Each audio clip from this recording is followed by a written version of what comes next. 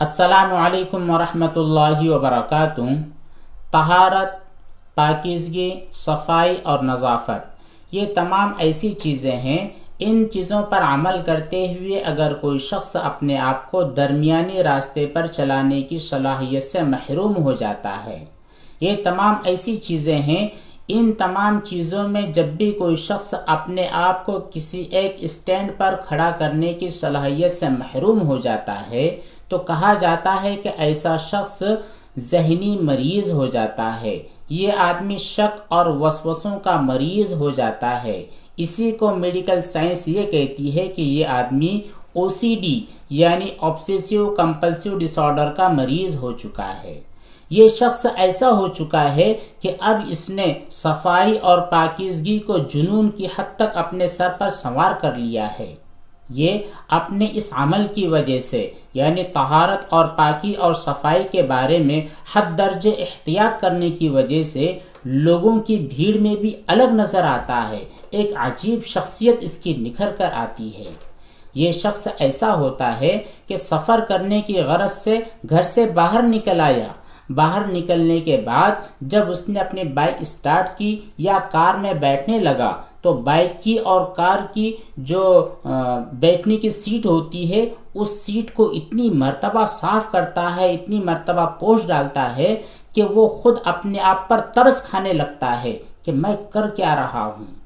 جب بھی یہ کسی پبلک ٹریول کے اندر سفر کرنے کا ارادہ رکھتا ہے تو سیٹ خالی ہونے کے باوجود اس پر بیٹھنے کی ہمت نہیں کرتا۔ اس کے دل میں شک اور وسوسہ پیدا ہوتا ہے کہ ہو سکتا ہے وہ جگہ ناپاک ہو سکتا ہے وہ جگہ ایسی ہو جس پر جراثیم لگے ہو سکتا ہے وہ سیٹ ایسی ہو جس پر کسی بچے نے قے کر دی ہو۔ تو اس کشمکش کے ساتھ وہ گزر رہا ہوتا ہے، وہ کسی چیز پر یقین نہیں کر پا رہا ہوتا ہے، اس کو صاف کرتا ہے، صاف کرنے کے باوجود اس کا دل یقین نہیں کر پاتا تو بغل میں بیٹھے ہوئے کسی انکل سے پوچھ لیتا ہے کہ یہ جگہ ٹھیک ہے یا ٹھیک نہیں ہے۔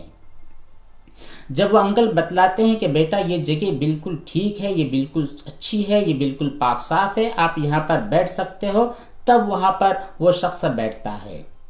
اسی طرح جس وقت وہ کھانا کھانے کے لیے بیٹھتا ہے تو کھانا کھانے سے پہلے بھی وہ پلیٹ جس میں وہ کھانے کا ارادہ کرتا ہے تو اس کو 2 سے 3 مرتبہ دھو لیتا ہے،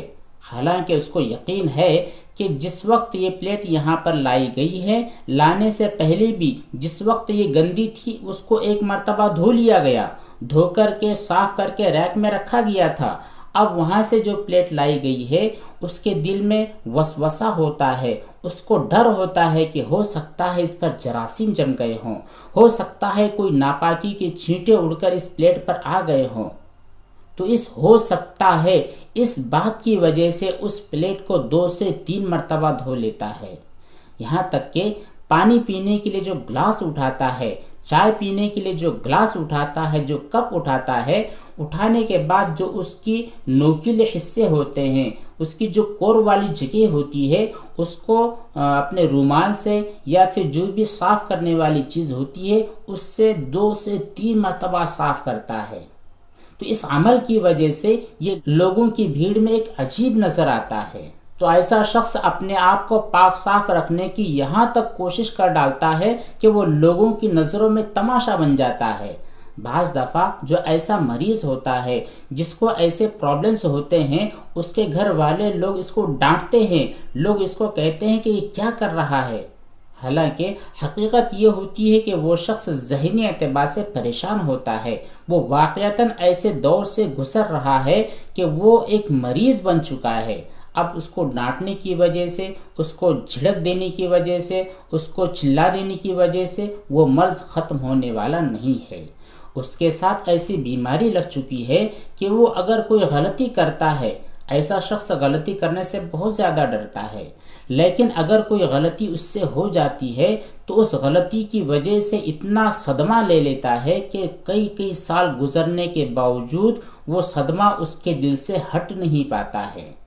اس لیے ایسے لوگ غلطی کرنے سے بہت زیادہ ڈرتے ہیں۔ اسی کے ساتھ ساتھ کچھ حالات ایسے ہو جاتے ہیں کہ چھوٹے چھوٹے کام ہوتے ہیں لیکن ان کو اتنی مرتبہ دہراتے ہیں، اتنی مرتبہ اس کو ریپیٹ کرتے ہیں کہ یہ خود پریشان ہو جاتے ہیں۔ مثال کے طور پر گھر میں داخل ہوئے، گھر میں داخل ہونے کے بعد لائٹ آن کر دی، لائٹ آن ہو چکی ہے، روشنی بھی نظر آ رہی ہے، لیکن روشنی نظر آنے کے باوجود بھی 10 مرتبہ اس سوئچ کی طرف دیکھتے رہیں گے۔ گھر سے باہر جا رہے ہیں، گھر سے باہر جاتے ہوئے جو مین سوئچ ہوتا ہے یا پھر مین بورڈ ہوتا ہے، اس بورڈ کو چیک کرنا نہیں بھولتے۔ 1 مرتبہ چیک کر لیتے ہیں، لیکن دل یقین نہیں کر پاتا، 2 مرتبہ، 3 مرتبہ، 4 مرتبہ، 10 مرتبہ وہ اس عمل کو کر ڈالتے ہیں۔ اسی طرح یہ لوگ ایسے ہوتے ہیں جنہیں دوسروں کے کام پر مکمل طور پر اعتبار نہیں ہوتا۔ مثال کے طور پر جو خود کا ڈیسک ہوتا ہے، اس ڈیسک کے اندر جتنی چیزیں ہوتی ہیں، جب تک وہ اپنے ہاتھوں سے ان تمام چیزوں کو ترتیب نہیں دیتے ہیں، دوسروں کے کام پر انہیں بھروسہ نہیں ہوتا ہے۔ اپنا کمرہ ہوتا ہے، لیکن اگر کوئی شخص ایسا مریض ہو، ایسی بیماری اس کو لگ چکی ہو، تو اس گھر میں جتنی چیزیں موجود ہیں، جب تک یہ لوگ اپنے ہاتھوں سے ان تمام چیزوں کو اپنی جگہوں پر نہ رکھ دے تو انہیں سکون نہیں ملتا۔ گرچہ کہ ان کی فیملی کا کوئی ممبر ہو، اس ممبر نے تمام چیزیں اچھی طرح لگا دی ہے، اچھی طرح سجا دی ہے، کتابوں کی الماری ہے، اس کتابوں کی الماری میں تمام چیزیں اچھی طرح کسی شخص نے سجا دی ہے، لیکن وہ اس کے اوپر انہیں تسلی نہیں ہوتی جب تک یہ خود اپنے ہاتھوں سے کتابوں کو صحیح نہ لگا دے، اپنے کپڑوں کو صحیح نہ لگا دے، اپنے جوتوں کو صحیح طور پر نہ رکھ دے۔ تو یہ لوگ ایسے ہوتے ہیں جنہیں دوسروں کے کام پر مکمل طور پر اعتبار نہیں ہو پاتا، دوسروں کے کام سے یہ اپنے دل کو تسلی نہیں دے پاتے، اور اسی بیماری کی وجہ سے لوگ انہیں ڈانٹ ڈپٹ کرتے رہتے ہیں۔ اسی ڈانٹ ڈپٹ کی وجہ سے یہ لوگ ضد کے اندر مبتلا ہو جاتے ہیں۔ جو کام یہ خود کرنا چاہتے ہیں، کسی بھی صورت میں خود سے ہی انجام دیتے ہیں، بلکہ بسا اوقات لوگ اگر ان کی بیماری کو سمجھ نہ پائیں، نہ سمجھنے کی وجہ سے انہیں ڈانٹتے رہیں، ڈپٹتے رہیں، تو اس کی وجہ سے یہ ضد کے شکار ہو جاتے ہیں، ان کی ضد بڑھ جاتی ہے کہ نہیں، فلاں کام جو ہوگا یہ ہمارے طور پر صحیح ہوگا۔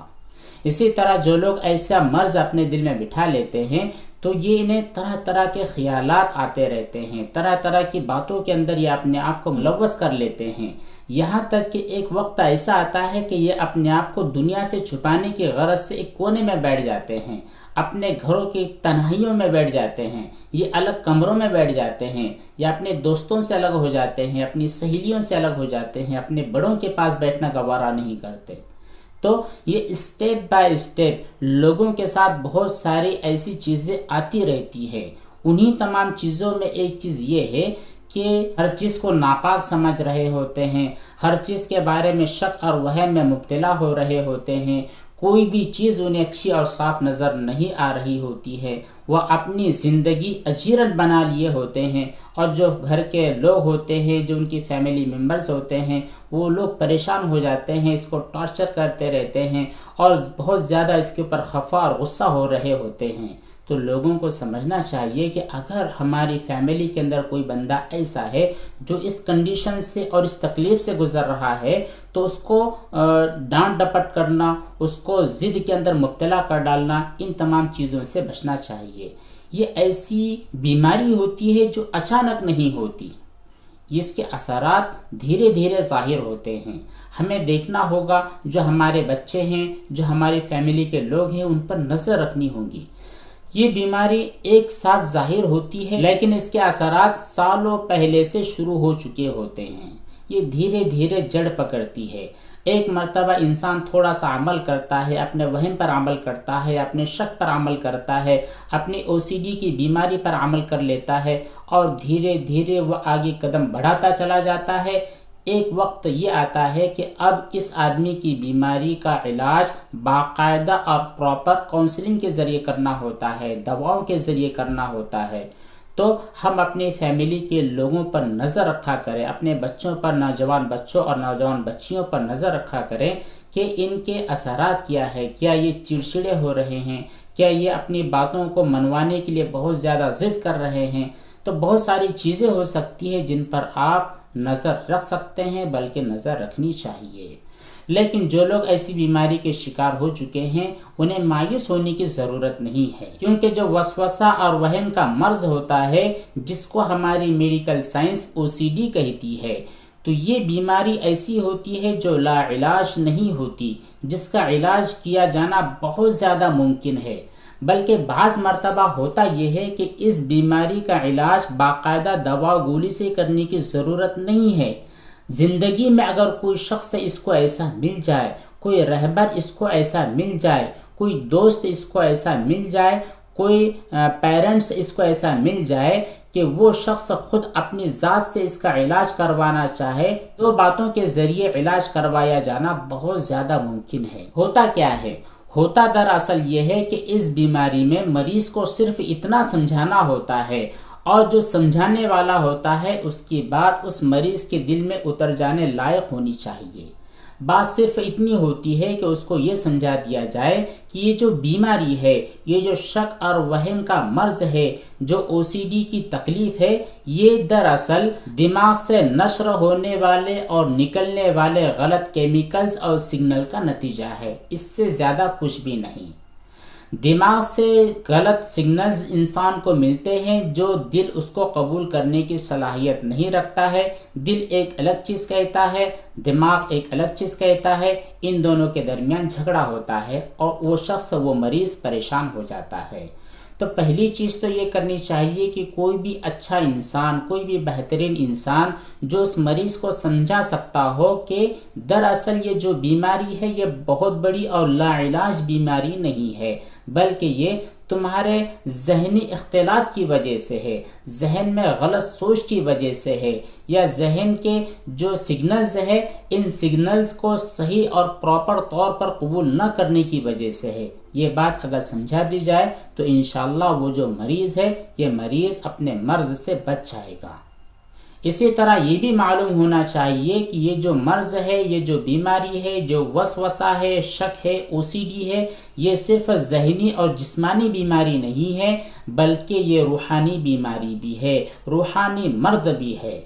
جیسے کہ ایک حدیث مبارکہ ہے، عن عبی بن کعب رضی اللہ تعالی عنہ عن النبی صلی اللہ علیہ وسلم قال ان للوضوء شیطانا ان للوضوء شیطانا یقال له الولہان فاتقوا وسواس الماء۔ حضرت عبی بن کعب رضی اللہ تعالیٰ عنہ سے روایت ہے کہ نبی کریم صلی اللہ علیہ وسلم نے ارشاد فرمایا، وضو کا ایک شیطان ہے، وضو کا ایک شیطان ہے، پانی کا ایک شیطان ہے جس کا نام ولہان ہے، لہذا پانی کے وسوسوں سے بچو۔ اس سے معلوم ہو چکا ہے کہ یہ ایک شیطانی وسوسہ ہے، یہ جو بیماری ہے دراصل شیطانی وسوسہ ہے۔ اس وسوسے کی وجہ سے بہت ساری دوسری بیماریاں پیدا ہو جاتی ہے۔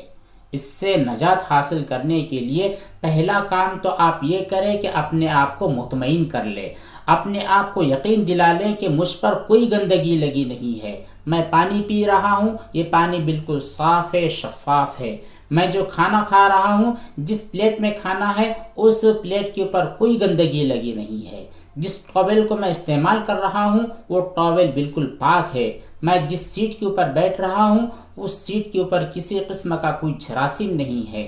آپ اپنے آپ کو یقین ڈالنے کی عادت بنا لے، اپنے آپ کو کسی ایک اسٹینڈ پر قائم رکھنے کی عادت بنا لے، یہ عادت بناتے رہیں۔ اعوذ باللہ من الشیطان الرجیم کثرت سے پڑھتے رہیے، قل اعوذ برب الفلق، قل اعوذ برب الناس، ان سورتوں کو کثرت سے پڑھتے رہیے۔ جب بھی آپ کے ساتھ کوئی ایسی بات پیش آئے، جب بھی آپ کے ذہن میں، آپ کے دل میں کوئی وسوسہ آئے، تو فوراً آپ اللہ تبارک و تعالیٰ کی طرف رخ کر لیجئے، لا حول ولا قوت الا باللہ العلی العظیم۔ اتنی دعا پڑھنے کے بعد بائیں طرف دھتکار دیجئے اور کہیے کہ شیطان تو یہاں سے چلا جا، میں پاک ہوں، میرے کپڑے پاک ہے، میں نماز ادا کر رہا ہوں، جس جگہ پر نماز ادا کر رہا ہوں وہ پاک ہے۔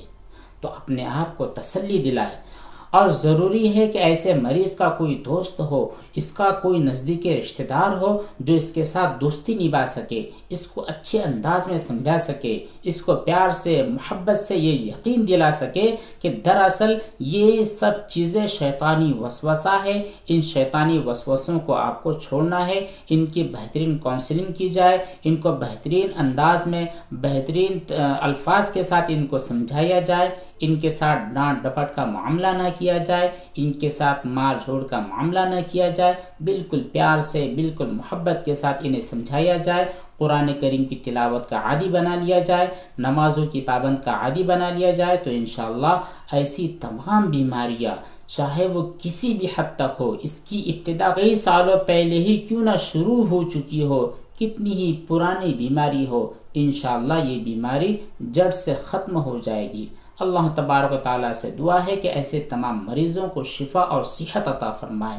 انہیں تندرستی عطا فرمائے، اپنے دل پر اپنی بات پر یقین رکھنے کی انہیں توفیق عطا فرمائے۔ اللہ اور اس کے رسول صلی اللہ علیہ وسلم نے جو باتیں کہہ دی ہے، جو حرف آخر ہے، جو شریعت کی آخری بات ہے، جو شریعت کا اعتدال والا راستہ ہے، اس اعتدال والے راستے پر، شریعت کی اس آخری بات پر عمل کرنے کی اور اس پر پورا یقین رکھنے کی توفیق عطا فرمائے۔ آمین۔ والسلام علیکم ورحمۃ اللہ وبرکاتہ۔